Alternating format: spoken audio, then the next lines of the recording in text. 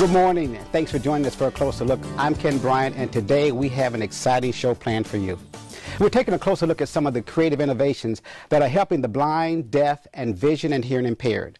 Imagine being at a live stage production and not being able to hear a word being spoken. The folks at Teatro can help.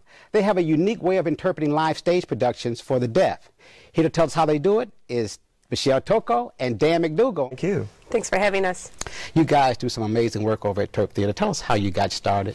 Well, Shelley and I are really fortunate because we've always liked to service the deaf community in the Detroit area, and our work is specifically designed to help make theater productions and other stage work more accessible to deaf people in Michigan. Okay. Teatro, we specialize in shadow interpreting.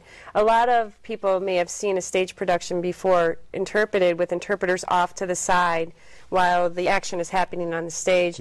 And for the deaf community, that is accessible, but it may not be as interesting. We coined that the ping pong effect, having to look over to the side to get the language and then look back at the stage to get the action and try and match it up. Sometimes that's a lot of work and not really an enjoyable experience. So we do shadow interpreting, so we're on the stage with the actors, we rehearse with them, we're blocked into the show, we're wearing costumes, we're interacting with them, and we're developing the show with the interpretation blocked in there so that the whole audience, deaf or hearing, can watch the whole show, getting the language and the action together without any distracting interpreters off to the side, but all melded in together. And a lot of the directors who work with us look at that as an artistic way of furthering the show rather than as an obligation to providing access. I bet your rehearsals are awfully exciting.